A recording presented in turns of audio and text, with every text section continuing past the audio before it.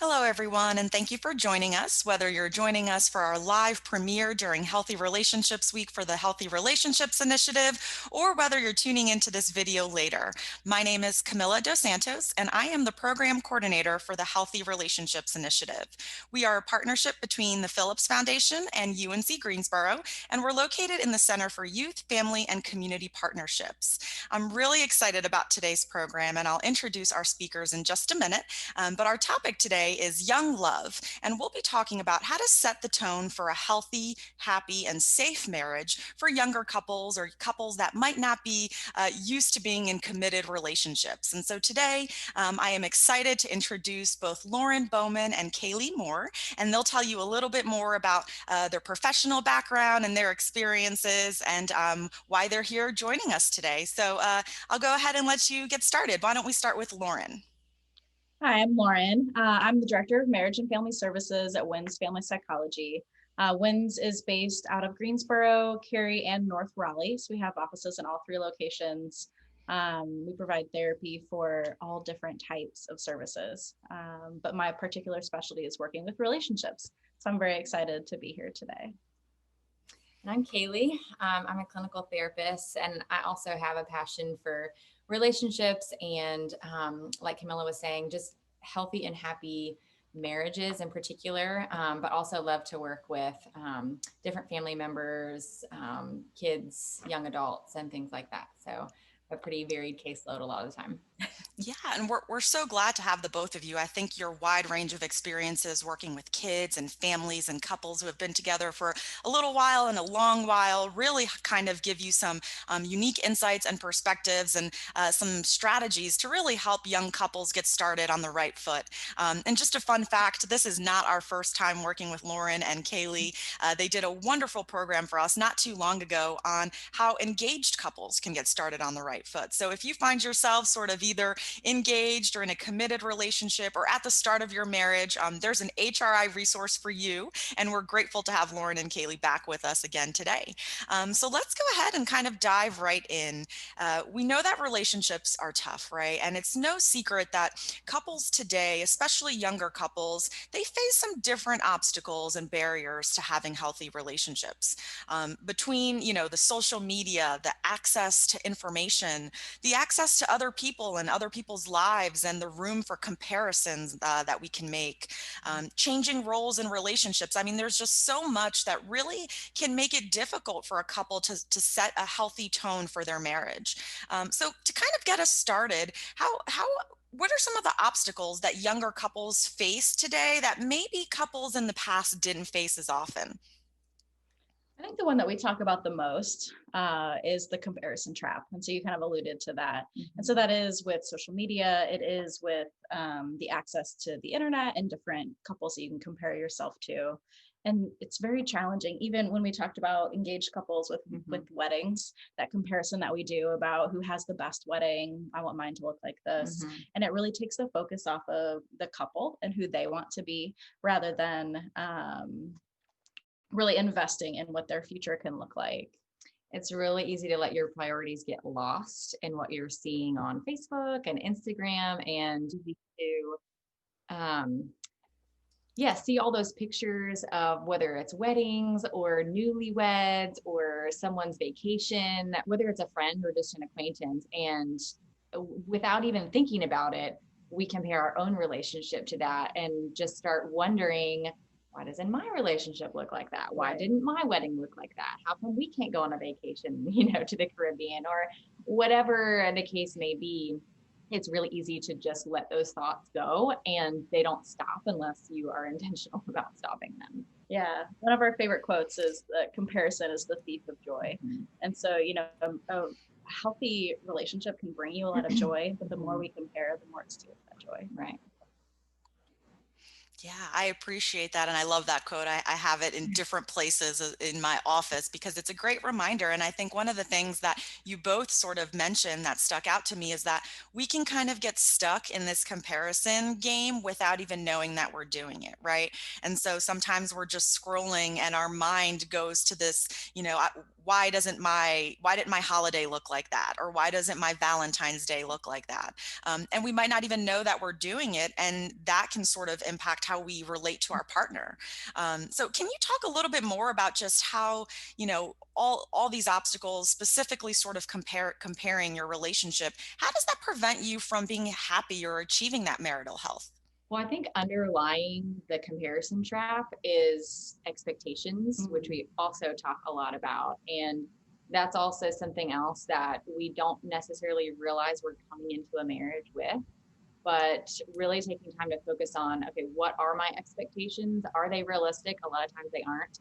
And how do we address those? And a lot of times they're coming from family of origins too. And we don't even realize what we're coming into this marriage with. And so if they're unmet expectations or unrealistic expectations or unspoken expectations, all of those can really set us up for just boiling feelings of resentment and anger and disappointment and things like that. And if they're not addressed, those things just tend to simmer and simmer and simmer until it can explode. Yeah. Yeah, and this idea, of expectations, I appreciate you bringing that up because I think we're living in a world where expectations are set really high for relationships, and sometimes it's almost unrealistic, right? What we see on TV and sort of in, these romantic comedies, and it makes it really hard to figure out what sort of is a real life expectation, right? Or what, or even to have that conversation with your partner. So what are some ways, or what are some expectations that couples can come into a relationship having, that they might not even be aware of, that could sort of impact how you relate to one another? I think one of the ones is roles in the household. You kind of come in with this expectation that, well, my dad took out the trash every day. So my male partner is clearly going to take out the trash every day. And then they may come in and say, well, I thought it was an equal thing. I thought we would both, if you see it, you take it out. Right. And so even though that's a small example, I do think that festers, kind of as Kalie was saying, but it's really not about the trash. Right. And so it's more about that feeling taken advantage of or feeling like you're not being cared for. And so it's like resentment, kind of like what you're saying. Right. When really that was never the intention. It was just never addressed. Right. It was an unspoken expectation that was never addressed between the couple. And so that made for disappointment. And then when we don't recognize the disappointment, then it leads to resentment. And then it leads to just this, oh, this is what our relationship is going to look like. When really, like, well, how did we get here? It doesn't have to be that way. Let's talk about roles. Let's talk about, this is the way it looked in my family and this is the way it looked in your family, but how do we want our relationship to look? And so we talk a lot about boundaries too, and how the couple sets the tone for the relationship. We don't need to look at Instagram. We don't need to look at Facebook. We don't even need to look at our families of origin to determine what our family is going to look like, because we've created a new unit. So we need to focus on what we want this relationship to look like and how we're going to merge our different opinions and viewpoints. And sometimes those family of origin influences are good. And sometimes we want to bring some of those into our relationship, but some of them we want to leave back where they were. Yeah, I appreciate that point too, that, our influences are not always from media. A lot of times our influences are, watching our parents or watching that couple that we admired growing up. And while those influences can sometimes be positive, they sometimes can kind of distort what we want, what we end up getting in our relationships and what we ultimately want. And so I think that's a really important point, is that you can model your relationships off of your parents, but you also don't have to, right? You can really set the tone for your relationship based on the things that maybe you admired and liked, and maybe based on the things that maybe you didn't want for yourself, and you kind of knew when you saw them happening or unfolding as you were younger. And I think to sort of continue this piece of the discussion, I think couples get together so differently today as well. You've got couples getting together online and meeting each other through different avenues. And then you also have couples who live together prior to getting engaged or to having a commitment. And then you have couples who live in different states and countries. And so with all of these different sort of different types of relationships, it's possible that early on, before people really become committed, they don't have these conversations, right? About who's going to take the trash out, something as simple as that, but then also something as bigger as whether we're going to have children. And so let's start sort of small. How can new married couples sort of navigate those logistical conflicts, right? So who's going to take the dishes out? Who's going to take the garbage out? Who's going to walk the dog? How can we navigate those smaller conversations before they become bigger problems? I mean, I think it starts with having emotion forward conversations. And so rather than speaking an expectation into existence or even a complaint, right? Dr. Gottman talks a lot about airing your complaints, but making sure that you're emotion forward, that sharing how you feel with your partner is going to help it not feel quite as confrontational. So with the trash, say I'm feeling overwhelmed, I have too much on my plate, would you be willing to take care of the trash, and just if you see it, you take care of it. Kind of helps set the stage for those small things first. When we get to the bigger things like having kids or starting a new business or moving to a different state, it's a little bit easier. You already practiced at using those value emotion type words. Right. And so what I'm hearing you say, sorry about that. Do you want me to, I'll finish my thought. Okay. So yes, I think practice is the key word there. So we say a lot, talk early, talk often. And so having a lot of those smaller conversations makes for better practice so that you can be successful in some of those smaller conversations. And then like Lauren said, you're better set up for having those bigger, maybe deeper conversations. So you're already practiced using the right tools, using that emotion forward language, using those I statements and sharing feelings openly. And that's a really hard thing to do. And we like to normalize that too. Like it's hard to share your feelings, but practicing that in the smaller conversations, I mean, you might feel silly saying, hey, I'm overwhelmed by the garbage, but that's the reality, You are overwhelmed by that. And maybe there's other things that are going on that are stressing you out. But if that is the straw that breaks the camel's back, then let's talk about it.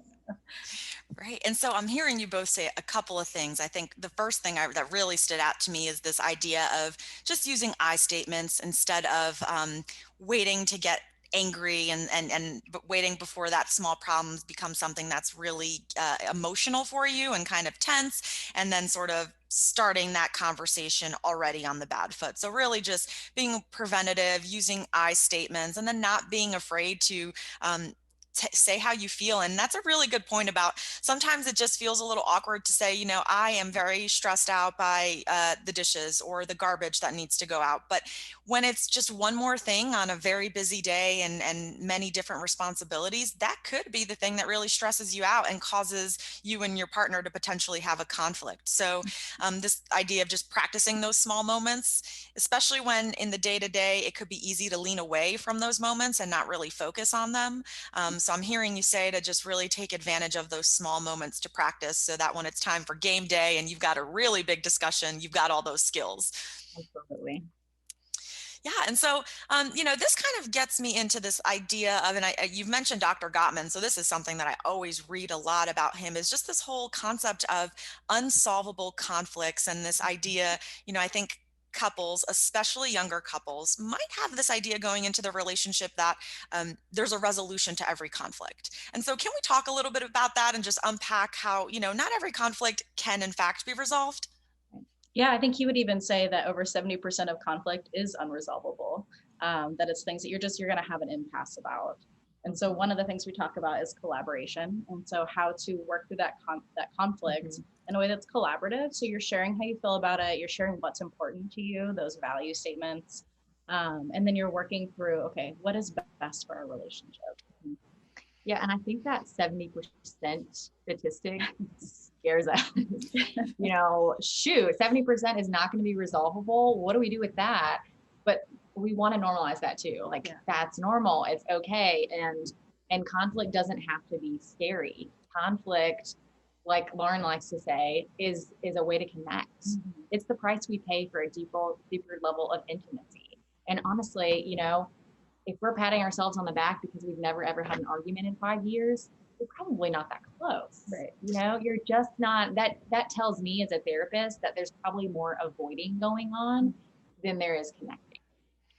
And I do Wow. think that idea of conflict does stem from our family of origin. You know, there are some parents who maybe practice only fighting behind closed doors. And so what's normal for that partner is that fighting is bad, that if you fight, you have a bad marriage, right? Or then there's the opposite where maybe their parents fought all the time in front of them. And so they're like, fighting's normal. Fighting can be kind of fun. It's almost like a little sparring, right? But I think addressing how you fight is really important. But yeah, normalizing that conflict is an opportunity to connect because you're going to fight about what's important to you, right? Right. And there's so many things that you both said there that stuck out, just this idea that conflict is the price that we pay for that intimacy, that connection with someone else. And that's really meaningful if we just sit with that for a bit, because then it helps us realize that in some ways, having these conflicts is a blessing, because it means that we do have that closeness and we do have somebody who, knows us so well that we can have these sort of ongoing conflicts, right? So if we look at it from that perspective, it does become more of an opportunity to just get closer to your partner and to kind of learn more about one another.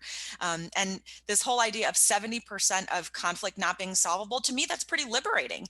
And I think, from our perspective through the Healthy Relationships Initiative, I do a lot of programs on conflict resolution and communication. And we don't often really hone in on the fact that we can have the skills to communicate through conflict, but that doesn't mean that the conflict will get resolved. And that's really important to kind of just remember too, going into these kinds of conversations as well. But there are some conflicts that could potentially really be deal breakers in a relationship, or if not deal breakers, just make it very difficult for the couple to kind of move forward together. And so let's kind of unpack some of these bigger type of conflicts, starting with things like religion or politics. In today's world, especially, it can be pretty hard to, for example, be married to somebody who disagrees with you on religion or politics or other issues. So, how do we navigate those conversations respectfully? And when do those potentially become deal breakers? I think the number one thing is to set some ground rules when you're having those conversations, whether it's religion, politics, or whether it is, finances or child rearing, whatever your sticky topic may be. To set some ground rules together of expectations of how this fight's going to go or this discussion's going to go, even if it's not to a fight yet. We like to talk a lot about timeouts, kind of almost like having a safe word. That when you both know that you're escalated, you're to that point to where, we were talking very logically, rationally, and now things may get ugly. So this is our safe word, and this is kind of our out for the relationship. But then also remembering that you chose this person for a reason, and these people likely had these same values before you started this relationship. And so see it as an opportunity to learn about them. See it as an opportunity to learn what's important to them. Because I think it may surprise us if we dive into the whys behind why people believe certain things. And it could be that ability to learn more about your partner and grow in your relationship. Yeah, just that difference between seeing a difference in your partner that's not going to change and being really either offended by that or threatened by that because it differs from how I believe or my opinions or whatever the case may be, but choosing to see that as a difference to celebrate and a difference that it could complement, your relationship. It really can work if you're willing to embrace that difference and you're willing to celebrate it and realize we are different in this way. And that's okay. We cannot expect two people coming from two different backgrounds and we can't expect them to come together and agree on everything. That would be boring anyways. And so understanding this is a difference, it's not going to change. Like Lauren said, this is the person I picked, values, belief system and all. And at the end of the day, I do want this person. And if this is how they believe, then we need to find a way to disagree on these things and be okay with that. Yeah. I remember when I was dating my husband, we were very much on opposite sides of the political spectrum. And it was challenging and it was some discussions that we worked through, but it also was very interesting how we both realized that we had certain beliefs that we didn't really understand why we believed them. And so thinking of that young relationship, maybe it's a good opportunity for you to do some introspection and reflect on yourself and why you have certain values that you have. And it could surprise you where that relationship can take you, not just for the romantic aspect, but also for your beliefs and that. Absolutely. I think, the beautiful thing about relationships and marriage is the opportunity to grow together, and having these kinds of conversations are how you grow. A lot of us, our fundamental beliefs, they are what they are, but they sort of change in terms of how we get there or how we think about them. And having these conversations with your partner just help you sort of grow together, help you sort of realize why you are the way you are, why you might think the way you think, and kind of move forward together. And so I heard you say a couple of different things there to just really set some boundaries around these conversations, and really just remember and kind of keep in the center of all these conversations that you picked each other for a reason. And so there are some things there that kind of there's overlap, right there. You're moving forward together in some ways, and so it's okay to not agree with everything. It actually offers us some opportunity to learn about ourselves and our partner. So I appreciate you saying that. And actually, one thing that our HRI director, Dr. Christine Murray, always says, and I think she even quoted it in your last program too, and that's that if both people in a relationship are the same, then one person's irrelevant, right? And so we do want somebody to challenge us, to think a little bit differently, to question why we think that way. I think that's also what sets the tone for long-term marriages too, because it's just like Kalie said, it can get boring. Yeah. Well, and I think, along with those boundaries, if you know that certain things are hot topics for your particular relationship, it's probably a good idea to not bring those up when you're tired, not bring them up when you're super stressed, not bring them up at the end of a really long day. It's just you're setting yourself up for failure in those times. So if there's a particular discussion that you want to have or need to have, it's important to think about timing and think about, okay, when is going to be the best time to have this conversation, when we're both fresh, we're both willing to come to this conversation and be generous with each other and be willing to give each other grace and be willing to love each other no matter what. Yeah, I appreciate those tips about just kind of being intentional about when to have those conversations. And I think that's really important to sort of know who you are as an individual and as a couple, and kind of decide what those conversations look like. So you mentioned, maybe not at the end of a super long day. I know one thing that we do in my household is we try not to have super sticky conversations first thing in the morning, right? Because that kind of sets the tone for not so great of a day. So really figuring out what works for you, and not being afraid to go as far as to scheduling that time. That's something that we've seen sort of come up as different practical strategies, because if you sort of have that time scheduled, you can both sort of prepare for it and take care of yourself before and after to make sure it's a productive conversation. So just kind of being aware that you don't always have to get into it right in that moment, right? You can kind of pause and decide together when to come back to that conversation. Mm-hmm. Yeah, and on that note, Lauren was talking about timeouts and knowing when to kind of take a break from a conversation. But just as important as that is naming a time together when you can come back, just like you said. I mean, that, especially because in a relationship, one person tends to be the pursuer and one person tends to be the withdrawer. And so it can really create a lot of anxiety for the pursuer if the withdrawer is kind of like, okay, I need a timeout, but is not giving them a time when they can come back to the conversation. And so choosing together, okay, we're going to take a break from this, but this is when we're going to come back to this. And just that day and time when that conversation needs to pick back up. Yeah. So I'm hearing you sort of say that the timeout is important when sort of emotions get tense and you sort of start to lose track of the conversation, right? Lose sort of some control of the direction and how you're talking to one another. But then equally as important is having a time to come back so that it's not sort of just left hanging and kind of up in the air. And then I also heard you talk a little bit about just like a safe word and just having something sort of predetermined to be able to end that conversation when it gets a little emotional, if it gets emotional. Can you talk a little bit more about, just what that might look like, say, in the moment? What does that application look like? Sure. I've heard some funny stories about it. I had one client, they picked a word that their other partner didn't like. And so basically that partner would do anything possible not to hear that safe word. And so it helps them just be aware of their nonverbals, be aware of their emotional escalation. But a safe word is really just something that you agree on, to say, okay, if one of us says this, it means that we need something. It means that we need a moment to collect our thoughts, or we feel that we're getting too upset over this conversation. And so, I mean, you can customize it to however you want it to be. If you need it to be something simple, like I need a minute, let's take a break, or you can be like my couple that had a funny word that they didn't want to have to say, but make it yours, because every relationship is different.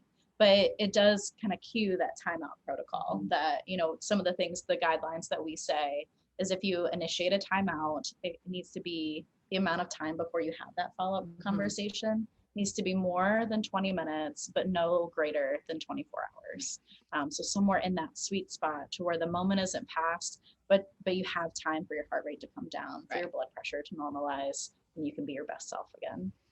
Great. So I'm hearing a couple of things. I'm hearing kind of pick a word and a strategy that works for you. You sort of mentioned a couple that decided to go a little bit of a comic relief route so that, they wanted to avoid that word. And maybe when they said that word, there was a little relief in that moment. Or maybe just something a little bit more direct, like I need a minute.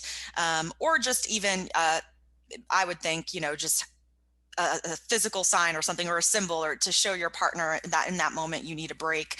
But then I'm hearing you say that, the timing's important. So anything under 20 minutes is probably not enough of a timeout, but anything over 24 hours, and you might sort of miss the window for a really productive conversation is what I'm hearing. Yeah. What about some of those, bigger lifestyle issues? And not so much about whether to have children or whether to not have children, because my hopes are that, if you're married, you've kind of ironed out some of those things, but not necessarily. And so we can dive, into that a little bit too. But what about like the question of, when to have children, and should we do that out of state move that we've always dreamed of? And is now the time to open the business and risk our, our savings account? And so what about those big life moments where maybe one person's leading the way, the other's a little bit more nervous? How can couples really navigate that in a way that does not cause itself to be a deal breaker? Sure. I think first it's following some of those tools that we've mentioned for good conflict management, but also dream a little bit with your partner. So if it is something that you have talked about before, or having kids, I think starting that conversation starts with dreaming together. And so then you really understand in a non-threatening, non-defensive way what it is that you want out of the relationship. And then once you transition into the, okay, we have to make a decision stage, make sure you're validating the other person's perspective, even if you disagree. So you're saying, I understand where you're coming from, and I value you. And so I hear that. Here's my counterpoint. Here's my devil's advocacy, if you want to use that term, right? And so looking at it more as a collaborative discussion rather than a conflict, right? And going back to dreaming with your partner, that is super important. We just have to frame it that way, and we have to make sure that our partner knows what's going on. That's, I had a couple one time that they were talking about something very similar, an out of state move. And, the wife was very much the dreamer, and she liked to just talk about, oh, look what houses are on the market in this other state, and this would be really fun, and this house looks really awesome. And he was the analyst, and every time she would bring it up, he would freak out and think, oh my gosh, she's ready to put an offer on a house tomorrow. And it was never a productive conversation. And so we really just had to talk about the differences between the two of them, how she approached a conversation, how he approached a conversation. And when he understood that she was not about to put an offer on a house, that she simply wanted to dream with him, it greatly reduced his anxiety. And he was able to say, oh, if you just want to talk about it, great, let's look at houses together. And he was all in. And so just framing the way that conversation is going to look and setting the tone for that conversation, being open about that. So you're not just jumping into a conversation and expecting your spouse to read your mind about, this is where my heart is, this is where my mind is. Just being able to verbalize that is super important. Yeah, I love that story about that couple, because I would imagine that once they sort of figured out that, one was dreaming while the other was taking it as a literal plan, once they kind of got past that, I would imagine they had some really productive conversations about what they both wanted and what they both, expected from their lives. And even if they did or didn't move out of state, I'm sure a lot of growth came from that discussion and they learned a lot about each other. And so I really appreciate that point about dreaming with your partner. I think we really live in this world where planning, right, and doing is sort of the emphasis, right, in everything that we do, especially in our relationships. And so I think sometimes we get to that doing stage before we even dream and think about our hopes with our partners. And maybe if we just dreamt a little bit more about what we wanted, we would find that we're a lot more aligned, and we want a lot of the same things. We might just go about them differently. Exactly. That's a really good point. Well, I'm also just kind of thinking Yeah. about, in my relationship, I'm the doer, my husband's the dreamer. And so when you said that example, I thought, oh my goodness, we probably need to sit down and talk about, this is how you know that I'm dreaming and this is how you know that I'm planning. So we can enjoy those conversations, because I think it does introduce a lot of anxiety, because you're thinking, I'm not even there in my mind and you've already bought a house and gotten us jobs and friends, so yeah, I think it's important to distinguish and to allow for just open discussion without too much sort of planning behind it, right? Or action steps behind it.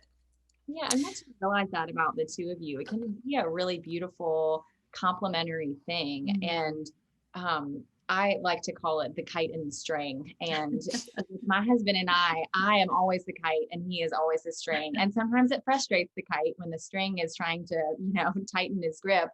But I would fly away and be off in la la land if I didn't have some kind of string grounding me to the earth. And so I think that's really important to, again, celebrate those differences and allow that to be complementary. And I need him to be my string sometimes, but he needs me to be the kite sometimes. And so understanding that that's not a bad thing. It's a really good thing, but we have to understand our strengths and our weaknesses and be willing to let that play out in our relationship in healthy ways. Yeah, absolutely. And to encourage the other person to maybe see things a little bit differently too. So, yeah. And that sort of kind of leads us into this next piece of our discussion, which is really thinking about the future. I think especially in today's world with the pandemic and just not knowing when life will resume any kind of normalcy and what that normalcy will look like, preparing for the future becomes even harder, right? Even more confusing.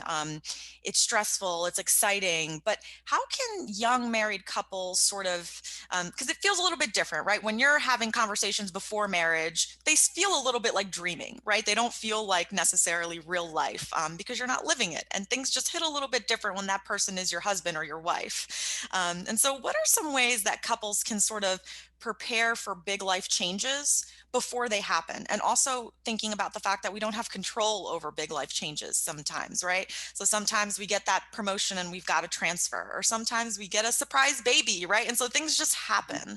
How can we set the tone for these unexpected and expected changes in life that will come up? I mean, I think first it comes with sharing how you feel about it before you even start to make a plan or put anything into action, that you're just first sharing how do you feel about this? Like with a pregnancy or a move or a promotion, that before you even get into the nitty gritty and the details, you're just sharing the roller coaster of emotions you may be feeling about it. And the more you share about that, even though it can be scary, more often than not, you're finding that your spouse feels very similarly or has equally strong feelings about it. And so, but maybe they didn't want to share. And so just saying, hey, this is scary, or hey, I'm feeling a little anxious about this. And just saying that, there's so much freedom there. And instead of then, the other person feeling resentful because what he is perceiving as anger is really anxiety, it's just being able to talk about it and say, look, I'm not angry about this. I'm not resentful about it. My anxiety is spiking and I need to talk about why that is. And it really can just tear down walls and bring you closer. Like we talked about, conflict and talking about emotions can really be an opportunity to connect. And this is a really good example of that. Yeah, so I'm hearing you say that sort of the biggest piece is to not be afraid to talk about how changes make you feel individually, how they might make you feel about the relationship or your future. And I think that's so important. We overlook that. I think we get as human beings, we just kind of want to fix things, right? We want to lay out the plan. What are we doing next, right? What are the to-do lists or the action steps that need to be done? But perhaps the most important conversation is to just connect with your partner on how you feel about it. And one thing, while you were sort of talking, I thought about, that situation where maybe a couple, one person gets that promotion that they're really excited about and they've got to move out of state. Just because that one person has the promotion and is excited doesn't mean that they're not scared, doesn't mean that they're not anxious. And so allowing for talking about emotions gives an opportunity to sort of bond through it too, because it could probably feel a little lonely for one person to think, wow, am I the only person stressed or scared about this? Is my partner only seeing the positives? And it can feel a little lonely. So it really just kind of helps you connect too, to talk about how you feel about it all. Mhm. How Well, it's do interesting, some of the like research behind sharing your emotions, how it does release the oxytocin, which is the cuddle hormone that you still get, with physical touch and some of that physical intimacy, but even that emotional intimacy, that emotional connection does increase that, which is going to bond you more, which is going to make you feel less stressed about the situation. And overall, you'll just feel like you're aligned rather than working against each other.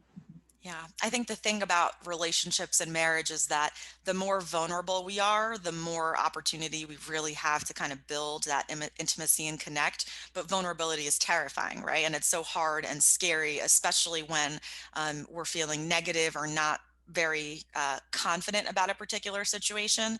But maybe that's when we really need to kind of lean into our vulnerability the most and really show ourselves to our partner in that way. And another thing I'll say is, so sometimes it's really hard to muddle through those emotions that are happening, because when it's something really big like that, are those negative emotions tend to come to the surface. And so those fears come out, and that fear sometimes comes out in anger or resentment or just lashing out sometimes. And we really encourage couples to kind of cut through that, slice through that to, okay, you're really scared about leaving our family behind, or what the schools are going to look like for the kids. And a lot of times, if you can slice through that, your priorities are the same. Like you were saying, like you're way more aligned than you would have initially thought.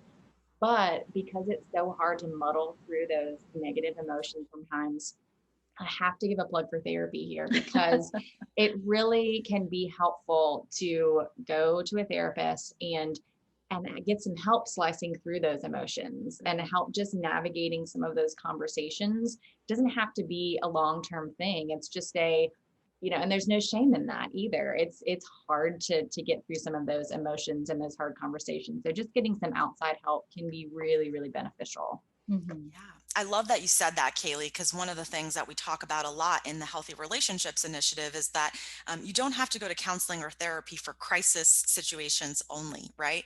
And in fact, sometimes if we get help for sort of learning some skills to solve a smaller type problem, then we're better equipped to deal with a crisis situation when it comes. And so, especially for young couples kind of embarking on marriage now, if they're faced with a big life decision or sort of struggling to kind of communicate openly through a particular problem, getting some short-term counseling might help you just kind of build those skills to set the tone for later on.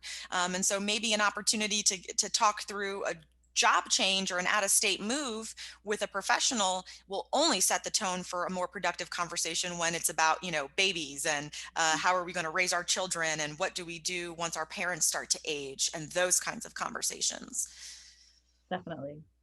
Yeah. And so when we sort of think about the future, and we've touched on it a little bit too, but I did want to really hone in on sort of dealing with conflict and sort of ending today's segment on some practical strategies to really fight fair and work through conflict and just kind of set the tone for healthy conversation down the line. And so, when we think about couples, oftentimes, you might have some smaller arguments early on in the relationship, but maybe you don't have that big fundamental argument or conflict until you're married. And so you might not know a lot about fighting fair in the big fights, right? So let's kind of start small and talk about, what does healthy conversation and fighting fair look like for the small stuff, and then maybe also the big stuff. Yeah, I mean, I think to start the conversation, we need gentle startups, right? And so oftentimes when we're feeling angry or frustrated, we start with a harsh startup. And so that looks like a blame. And so if you can translate that into what we call a gentle or a soft startup, it's more, again, it's sharing how you feel about it. It's that I statement, I feel frustrated that the trash is overflowing, right? Rather than you never take out the trash. So that soft startup is going to immediately set the tone for the argument. And it's going to make it feel more relaxed and less, you're not going to feel that defensiveness. Yeah. And as we're talking about starting small and helping these young newlyweds build a foundation for, like you were talking about, the bigger stuff that is to come, it's really important to do little things in the day to day, using the gentle startups on a daily basis, even with the little things, building a culture of appreciation, verbalizing what you do appreciate about your spouse, and practicing gratitude, instead of thinking, so-and-so didn't do this, or this today, which can easily happen when the negativity takes over. Instead, thinking of 5 things that you can be grateful for about your spouse, even on a difficult day, or practicing self-reflection and how you self-soothe. So a timeout is only helpful if you know how to calm yourself down, right? Otherwise, you're just kind of over there simmering and thinking about all the witty comebacks and, negative comments you can make when you get back to the conversation. So but that's not a good thing. Yeah. So, learning, okay, what do I need? Do I need to take a walk around the block? Do I need to listen to soothing music? Do I need to take deep breaths? Do I need to talk to a friend? Not necessarily about what's going on with your spouse. That's not always helpful, but what do I need to calm myself down? And that will be so helpful for your whole relationship. Yeah, Dr. Gottman has another quote that I love, that it's the small things done often that makes all the difference. And so I really do think when you're just getting started in a relationship, the more you set that habit of appreciation, or that habit of starting softly, the better it's going to be for you in the end. Healthy habits. That's good. Yeah. Yeah, so much good information there. And so I don't even know where to begin. I guess the first thing I'm hearing you talk a lot about is intention. And it really brought me back to when I was engaged. We're about to hit our 2nd anniversary. But when we were engaged, somebody said something to me that really stuck out. And they said to me, conflict management doesn't just happen when you're in conflict, right? And so all of these things you're talking about, those small acts of gratitude, those showing appreciation, all of those things need to happen daily, right? Not just when you're trying to repair or mend after a conflict. And so that's really important to remember, is that some of the strongest tools that we have for conflict management actually happen when we're not in conflict with our partner, because it's those opportunities to kind of build sort of that bank account ratio. I think Dr. Gottman says 5 to 1, right? So we want sort of 5 kind of positive to every 1 sort of negative interaction in your relationship. And, if we're only taking those moments around conflict to build the positive bank account, we're probably going to be off ratio, right? So we want to sort of build those moments on a daily basis so that when conflict comes, we're sort of ready and we've got the money in our bank accounts to sort of deduct some conversations from. So I think that's really important, to just be intentional about what you do in the moments outside of conflict.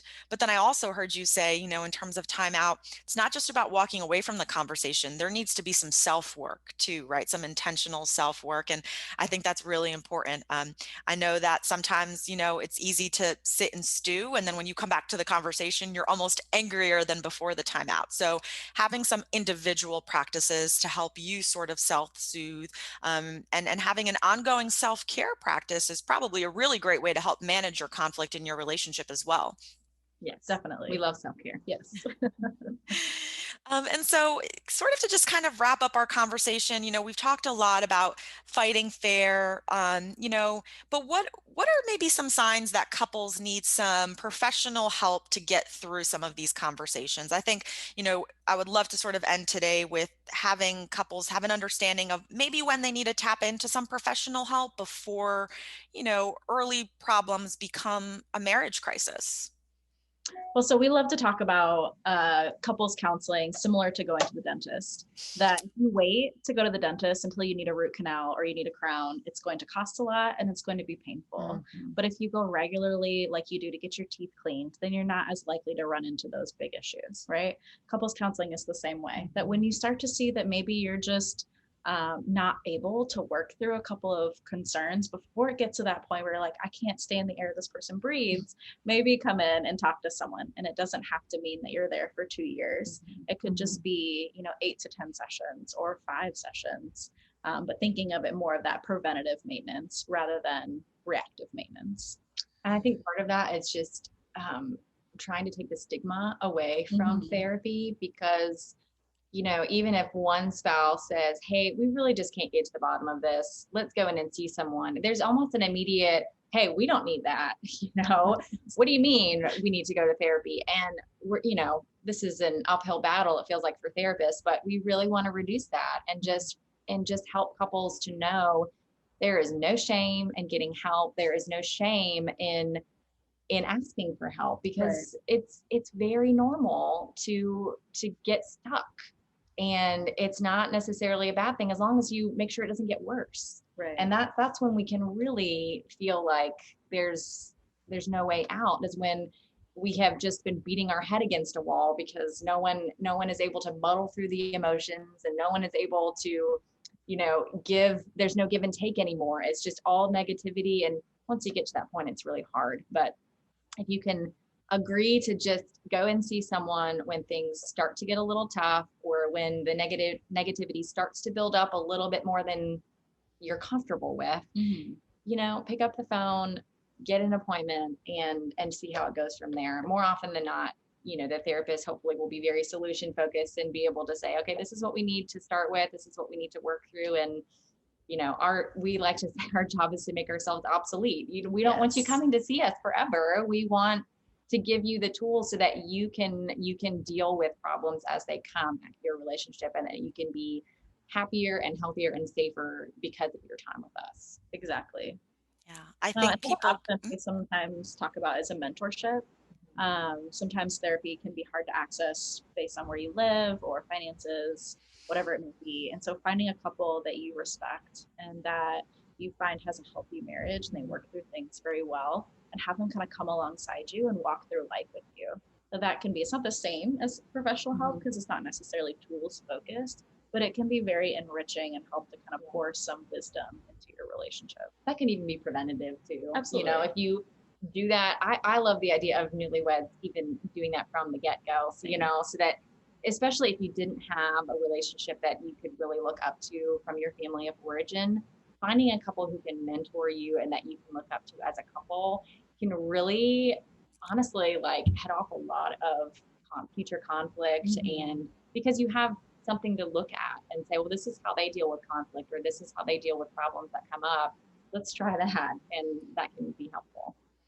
Yeah, that concept of mentorship, you don't really think about it in terms of, marriages, but it makes a lot of sense to be able to just to reflect on how another couple might deal with a situation, or how they might approach something in their relationship could help you sort of navigate that within yours. So really kind of seeking that out. And maybe that's even a good exercise to do with your partner, is just having that conversation about what couples do you look up to and why, and then kind of coming together and figuring out maybe one or two couples that you can sort of just look to and sort of be aware of how they're living their life and the things that they do for one another that you'd like to embody in your relationship as well. And then I also just heard you say about therapy, some important points is that it doesn't have to be forever, right? I think there is this stigma that once somebody in the relationship says, I think we need to get some help, a couple things come to mind. People think, oh my gosh, are we getting a divorce? And then, oh my gosh, are we going to see a therapist, for the end of time?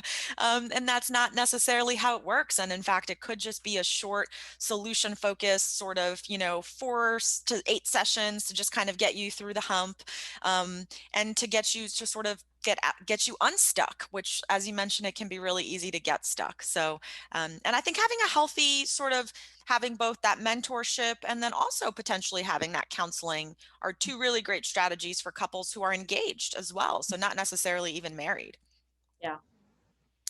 So as we sort of wrap up our discussion today, we've talked about so many really important strategies and things for couples that are either, early into their marriage or just about to get married, for them to consider. And so what are some, maybe 1 or 2 takeaway points that you'd really like couples to walk away with today?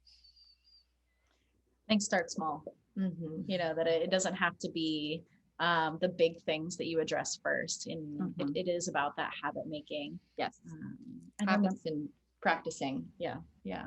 And remember that you picked this person for a reason. And so I think when we get into the mundane parts of life and we feel kind of weighed down by it, we forget that this is the person that we love. This is the person that we've chosen. And so kind of help re-perspective some of that conflict for that reason.